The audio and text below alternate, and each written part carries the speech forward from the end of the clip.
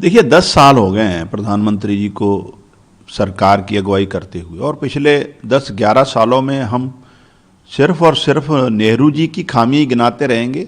हमने पिछले 10-11 साल में क्या किया है? आज महंगाई हाईएस्ट लेवल पे है, बेरोजगारी बहुत बढ़ गई है, नौजवान अफरा तफरी में, हर रोज पेपर लीक हो रहे हैं, संस्थाओं का राजनीतिकरण किया जा रहा है, प्राइवेटाइजेशन, हर एक जो सरकारी संस्था उसका प्राइवेटाइजेशन। अब अपनी अचीवमेंट बताइए ना, अब कब तक नेहरू जी को गालियां दे दे के सरकार चलाएंगे? जरूरत तो आज ये थी कि जिस तरीके से आज से 150 साल पहले वंदे मातरम की जो स्पिरिट थी, उसको देश की आज़ादी में एक बड़ा रोल रहा उस गीत का, उस स्पिरिट पे काम करने की जरूरत थी, ना कि वेस्ट बंगाल के इलेक्शन को ध्यान में रखते हुए आप वंदे मातरम पर चर्चा करो। चर्चा तो बेरोजगारी, महंगाई और संस्थाओं का राजनीतिकरण इस पे होनी चाहिए थी। जी, कई ऑपोजिशन पार्टीज ने भी बोला, गौरव गोगोई ने बोला, प्रियंका गांधी ने बोला कि आप एक तरह से अभी भी उस बदले की एक बार में आप लिस्ट बनाइए कि नेहरू को कितनी बार गाली देनी है, आप एक बार में उस पर चर्चा करा लीजिए, बाकी मुद्दों पे आइए। हाँ, मुझे लगता है अभी आगे बढ़ने की ज़रूरत है, और जो सरकार को इतना बड़ा मैंडेट 10 साल में दिया है, उस सरकार की कारगुजारी क्या रही है, आपकी उपलब्धियां क्या है, डॉलर के मुकाबले रुपया कहाँ खड़ा है, देश की अर्थव्यवस्था कहाँ जा रही है, तो ये तमाम मुद्दे हैं जो ज़्यादा गंभीर हैं।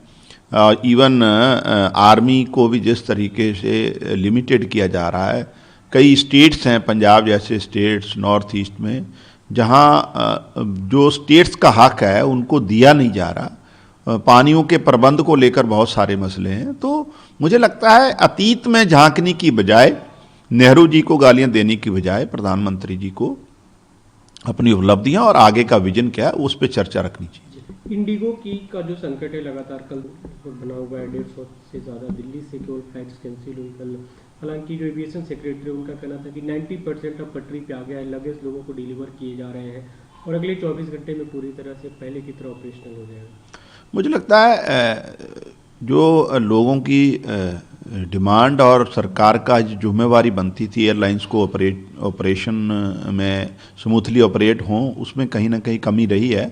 तो डेफिनेटली मुझे लगता है as soon as possible intervene भी करना चाहिए, और आगे भी ऐसी कोई दिक्कत लोगों को ना आए। जिस तरीके से देखा हमने, रात रात भर लोग एयरपोर्ट पे सोते रहे, लेटते रहे, जागते रहे, परेशान होते रहे, लोगों के सामान गायब हैं। तो डेफिनेटली भारत सरकार को इस तरफ ऑलरेडी पहले से ही प्लान करके चलना चाहिए ताकि लोगों को परेशानी ना आए। जी, पंजाब में अभी कांग्रेस पार्टी में काफी कौर ने बीते दिनों जो बयान दिया, नवजोत सिद्धू की पत्नी ने 500 करोड़ जिसके पास वो मुख्यमंत्री बन सकता है कांग्रेस में, उसके बाद उन्हें पार्टी से निष्कासित सस्पेंड कर दिया गया। कल हमने ट्विटर पे देखा राजावड़ी को लेकर उन्होंने काफी आरोप लगाए। मुझे लगता है निष्कासित करने से मसला हल नहीं होगा, इस सारे मामले की जांच होनी चाहिए। और अतीत में भी ऐसी बहुत सारी खबरें निकलती रही हैं टाइम टू टाइम कि कांग्रेस में टिकटें जो है वो बेची जाती हैं, कांग्रेस में मंत्री शिप है जो बेची जाती है। तो डेफिनेटली इस पे एक हालांकि मामला उनकी पार्टी का, लेकिन उनको इस पे इंक्वायरी करके मामला सच्चाई जो बाहर आनी चाहिए। आपको लगता है कि कांग्रेस में, क्योंकि काफ़ी अलग अलग गुट है, अलग अलग खड़े हैं चुनाव तक, क्या आपको लगता है कि अंदरूनी कलह और आगे? नहीं, बेसिकली कांग्रेस के पास आज राजनीतिक जो कार्यकर्ता उनकी कमी है, मुख्यमंत्रियों की भरमार है।